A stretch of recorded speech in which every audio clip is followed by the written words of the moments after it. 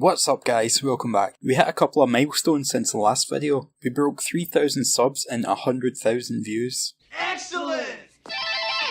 I should probably make a special video to celebrate, but I'm not sure what it will be yet. I'll have to have a think about it and get back to you. So this is the third and final video in a 3-part series showing how to paint an Eldar Shadowseer. If you haven't seen the first two yet, check them out, I think you'll like them. For this tutorial we're going to use Steel Legion Drab, Rakarth Flesh, Vallejo Ivory, Vallejo Japanese Uniform, Scale Colour Deep Blue, Sunset Purple, and Sky Blue. We're going to make our base colour by mixing some of the Steel Legion Drab and the Rakarth Flesh, and then we'll use Ivory to lighten it. So just go ahead and paint this all over the stonework. I like to use one of these filbert brushes for this.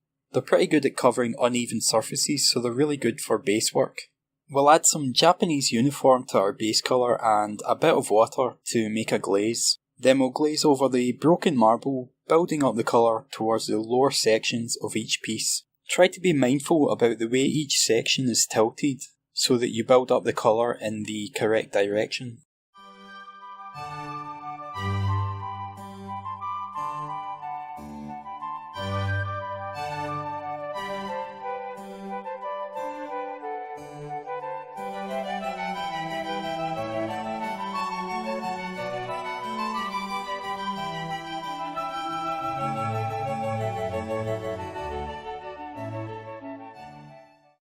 We'll then add Steel Legion Drab into our mix, and we'll use the same glazing process which will give us something like this. For the part in the centre of the broken arch with all the runes on it, we'll do a 3-way colour change using Deep Blue, Sunset Purple and Sky Blue. So start off by placing your Deep Blue off to one side like this. Then you're going to clean your brush and add some purple into the centre. Then simply draw the brush into the blue, allowing the two colours to mix on the surface.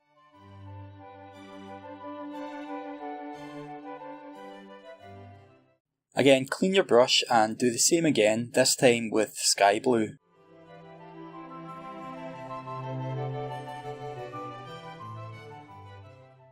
I'll add a bit of purple here and just pull the brush back and forth into the blue, creating a bit of a transition between the two.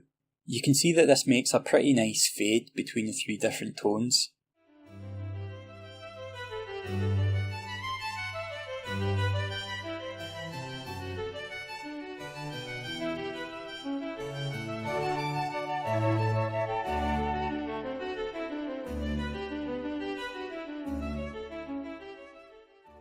For the marble effects, we'll add some purple to our base colour and we'll paint this on as ragged lines over the surface. Try and be a bit random here and allow some of the lines to intersect. So we're just going to continue that over each piece on the base.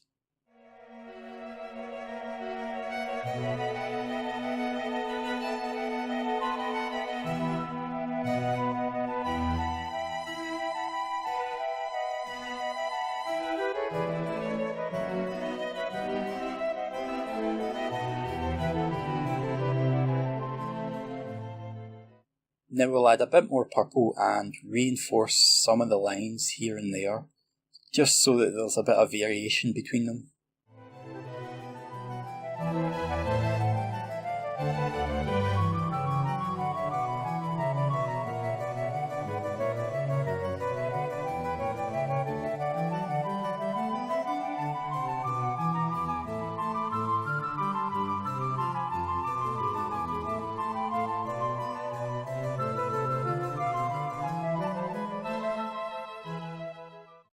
Then if you want, you can do a final glaze with Steel Legion Drab, just to help make the lines look a bit less painted on.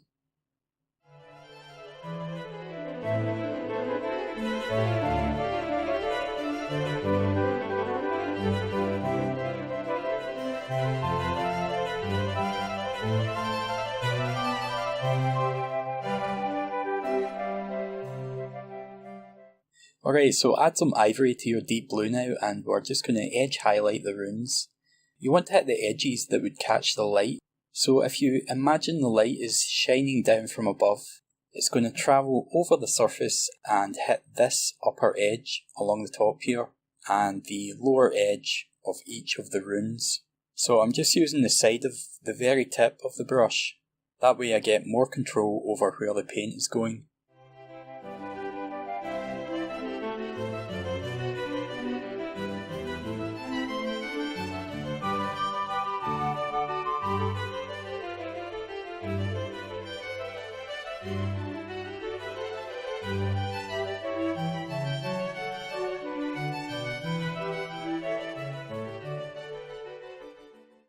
For our middle section, we'll just add some ivory to our purple, and we're going to continue edge highlighting. So again, hit the top edge here, and then highlight the lower edge of each rune, just where the light would hit it.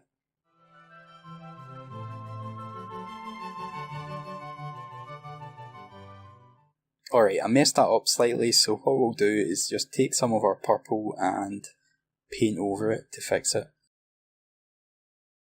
So now we'll add some ivory to our sky blue this time and just finish off the rest of the edge highlights.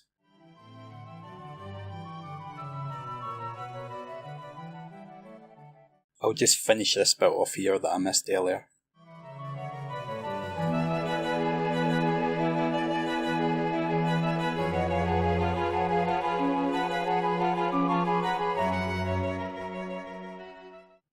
Alright, so to make things look a bit more lively, what we'll do is use some of our ivory and we'll add lots of random little dots and lines in order to give more of a sparkly look.